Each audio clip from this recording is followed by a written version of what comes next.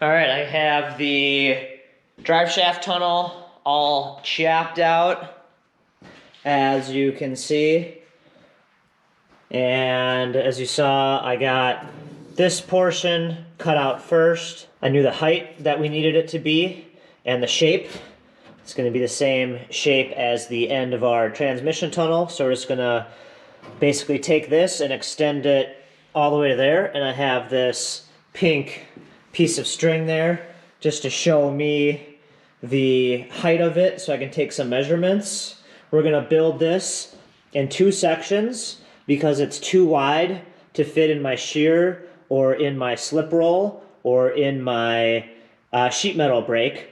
So I'll build it in 2 sections with a flange in the middle that will be able to weld both sections together, and I'm going to keep that flange right where this cross member that goes perpendicular to the center line of the car goes. There's 2 cross members here that basically correspond to where the bench seat mounts, which makes a lot of sense.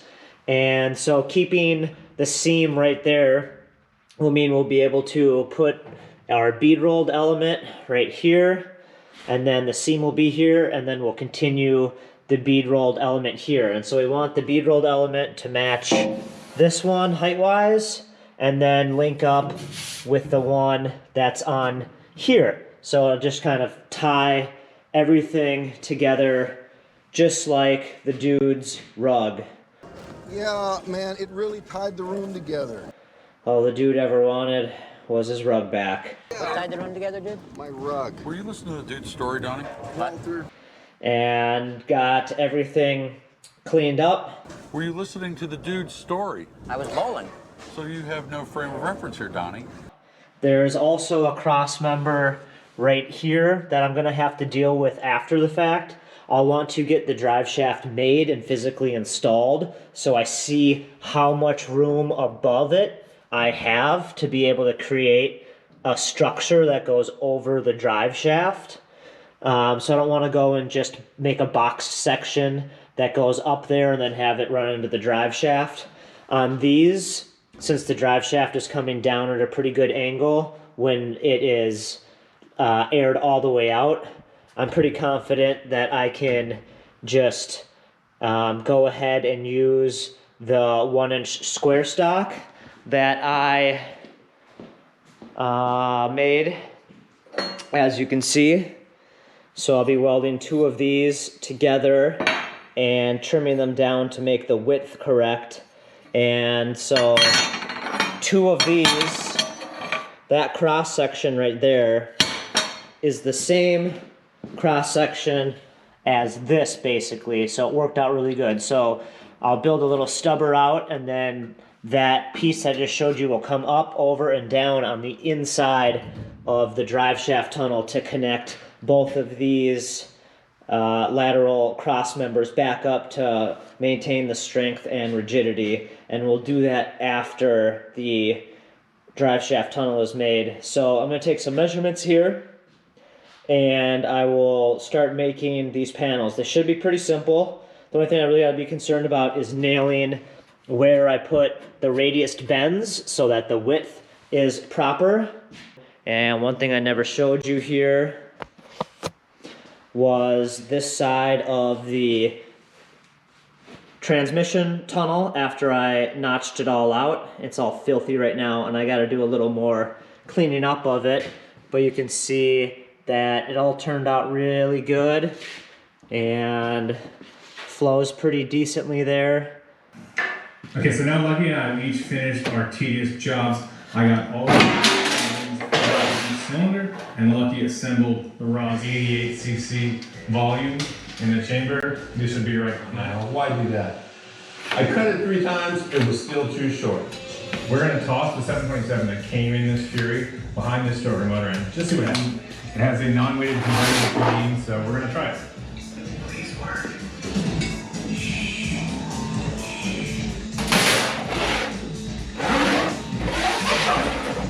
66 Fury, which used to have a points distributor, and it should be fairly straightforward.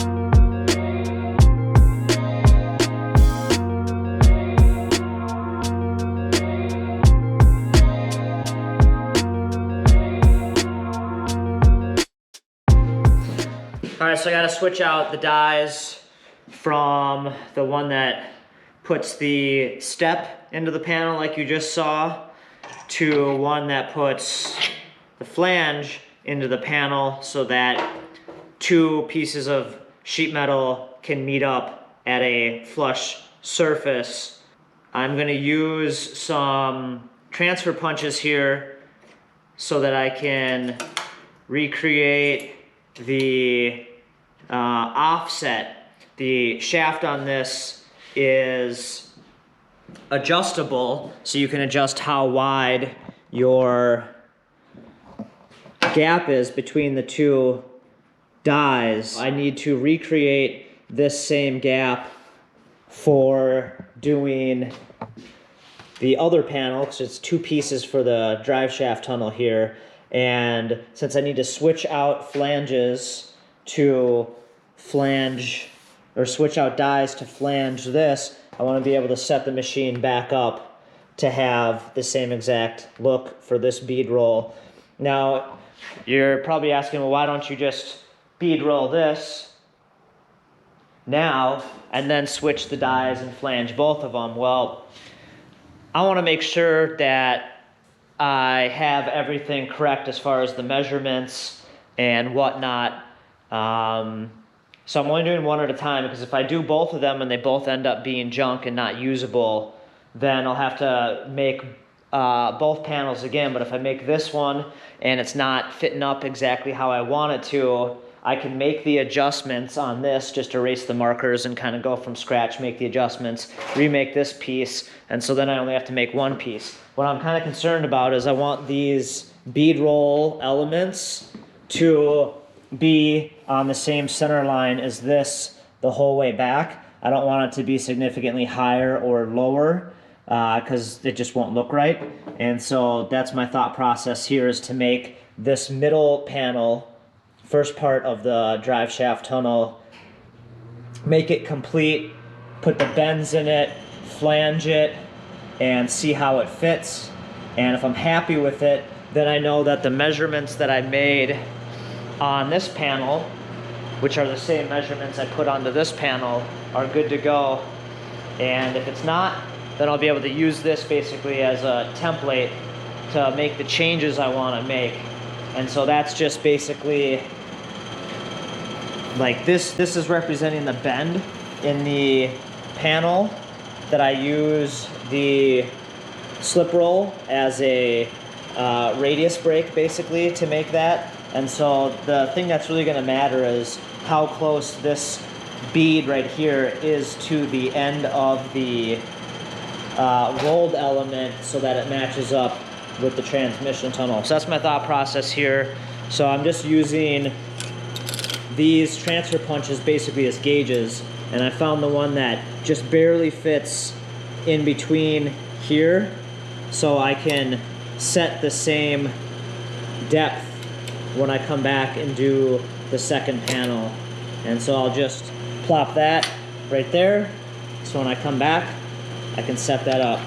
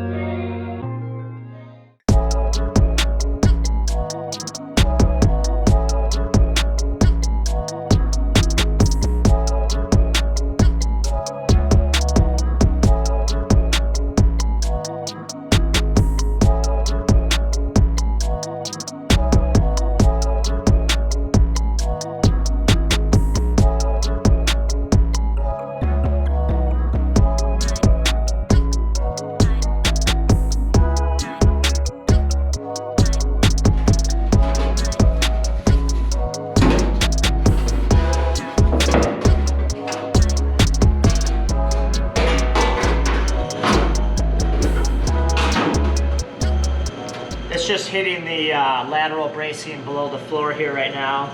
I just wanted to kind of get a quick visual of it, take some measurements of where those cross braces are contacting the new panel here, and we'll give the panel a snip to fit around that, and then we can get the panel up in place, use some clecos to hold it in and make any adjustments we need to, and then we'll put a flange on it just like we did on the trans tunnel. And after that we can go ahead and weld it in place, because I'm happy with how everything turned out. So that means that all the measurements that I made on this panel as far as the bead rolling and bend lines were correct, and that means that the other panel that is still a flat sheet of metal, all of that stuff will transfer, so I can just go ahead and get that all bead rolled, not have to make any adjustments with that, and cruise it along. All right, so I've been working away at this first section of the drive shaft tunnel here, and I have it just clamped in place in a few spots, and I'm pretty happy with it, except for there's a few issues here. I've gone and started nipping away at the flange here so that it fits with the cross bracing here, which is bracing obviously to keep the body more solid, but it's what the bench seat bolts to keep you more solid. That's been going good, but there is kind of a transition. This part of the floor goes downhill a bit, and you can see it kind of right here as this grows. This is level with the rocker panel, so that's level with the chassis, and you can see that it grows a bit. So this floor is coming downhill, and then it levels off for a little bit, and then there's a little joggle down to the next step. And I was hoping that I could kind of just smooth this out and run this downhill, but it's just not happening. I've done a little hammer work just to kind of flatten that area, but there's still a good gap here. And the other issue that I'm having is this bend right here, you can see I made that bend maybe 1/8 inch, probably 3/16 of an inch too low. If it had been higher up, this issue would have been less prominent and I would have been able to kind of finagle it in place. There might have been a slight bow in the flange here, but I would have, you know, probably been able to live with it. Because that bend is a little too low there, this just isn't going to work. And the other side, the floor is even worse because the old owner had patched some stuff over here. I'm assuming this was a under seat heater over here, which is a shame because I would have gotten one of the units and hooked that all back up if that would work with this thing laying on the rockers. I have no idea. But so this gap is even bigger over here, and then the flange where I broke it is even lower because this part of the floor is a little bit higher. So this side's better than that side, but this side is still pretty bad. I'm going to try to save this panel before making a whole new one. It really didn't take all that long to make this thing, but I think it's still worth trying to save. The flange that I put in here for this lap joint is not great. You can see this wasn't exactly cut square. It kind of fades back a little bit, and so there's a gapper here, and then this whole panel actually needs to go back about 1/8 inch or a little more, so that at the top the flange is good to go. You can see right now it's not quite flush up there, so the whole thing needs to go that way, which I need to adjust the notches for the lateral bracing there. But so this is off pretty good, and so I'm going to do two things here. One, I've marked out right here where the bend is going to start and where it's going to stop. I'm actually just going to section out a horizontal piece from right here up to that first bend, and then cut a little slit there that kind of, you know, grows a little bit and matches up. And then I'll bend this part of the flange up so it'll have a little joggle up in it, and then come up to this height and match up with this flange right here. So I got to do that, and then I'm going to, from after the bend down and up and around the flange here, the break, I'm going to hammer this bead rolled flanged element here back flat and use the DA to get it back smooth, so like hopefully it was never there. Then once this panel gets fit properly, I'll be able to scribe it and then put a new flange in there. I'm talking about drawing a line in the sand, dude. Across this line, you do not Walter, he peed on my rug. He peed on the dude's rug. Donnie, you're out of your element, and then they come and they pee on your fucking rug. Am I wrong? No. Am I wrong? Yeah, but Okay then.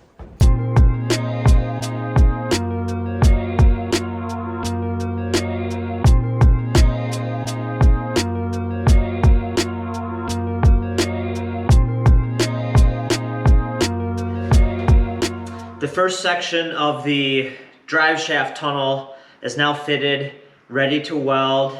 I went and cut a section of the side out to lift up the flange to meet the floor, and that worked out incredibly well. And as you can see, I have this panel in here with no clamps on it, and it is solid just because of the extra time I took to fit it and how it interacts with the lateral bracing underneath the floor.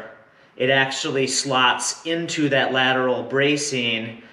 We're getting close, and there is light at the end of the tunnel.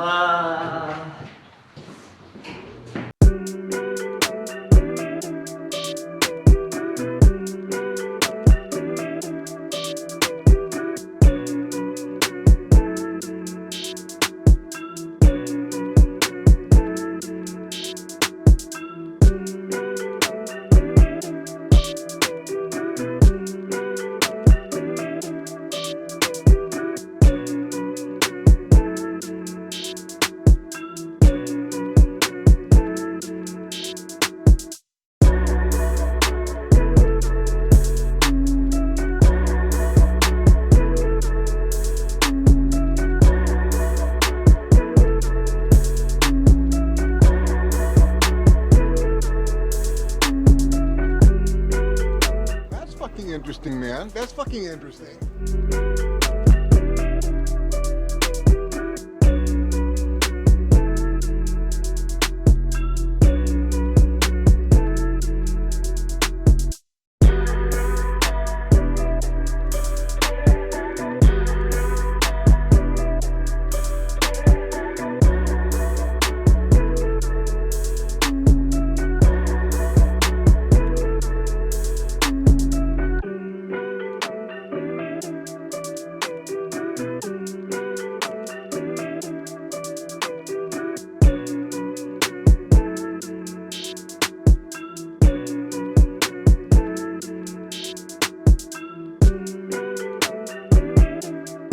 I did the preliminary test fit after I used the bending brake to put the flange in it, and I went and made the little recesses here for the lateral boxed brace under the floor so that this can slip into it. And then I marked out the factory bead rolled elements in the floor pan and used the bead roller to make these little dip downs so that the rest of it can lay flat against the floor. I did that on both sides, but the problem we have now is anytime you do any bead rolling, it's going to shrink the panel because that material has to come from somewhere.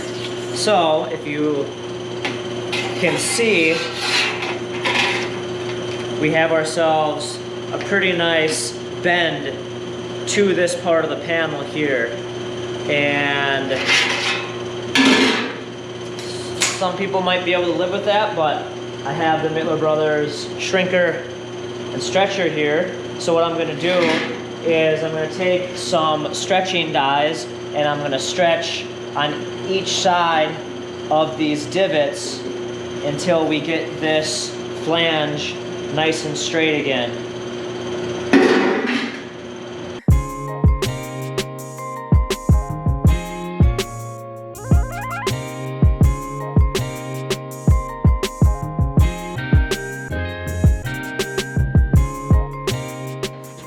So now, the last step is to take this tungsten scribe here and give this a scribe mark.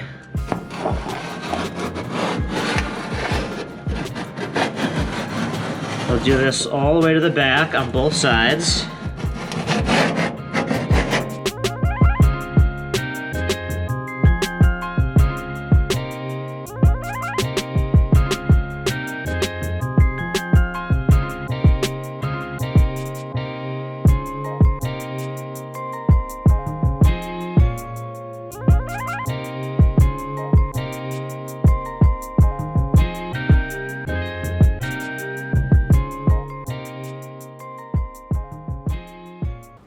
That rug really tied the room together, did it not?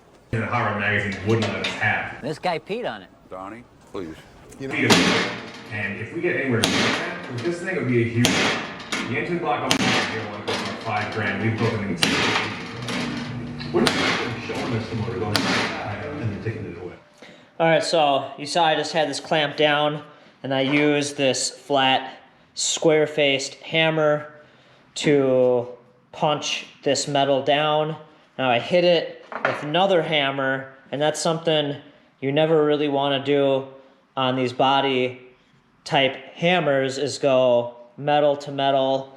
But this is just a cheapy, no-name one. I have a similar one that's much better. I'm not scared to use this one in ways it wasn't really designed, because I gotta make things happen. But the purpose of that was because at the back of this panel, there's that flange that I left that sticks out. And so I needed to put this step in it, like I put all the way down here, so that it fits flush with the original floor for welding. So what I did was I took two pieces of metal and I just tack welded them together, and this step right here is the same height as the step that the bead roller goes. Obviously the dies would run into the vertical section, so I couldn't do this on the bead roller, but you can see just by making that little piece and clamping it down using the hammer, that now I have that corner step that going to recess perfectly with this corner right there.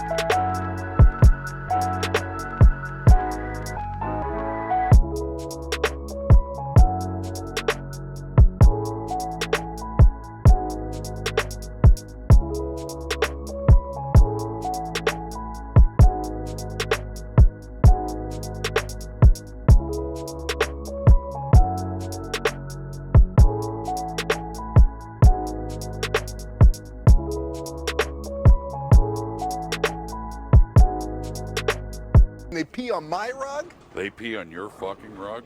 They peed on my fucking rug. That's right, dude. They peed on your fucking rug.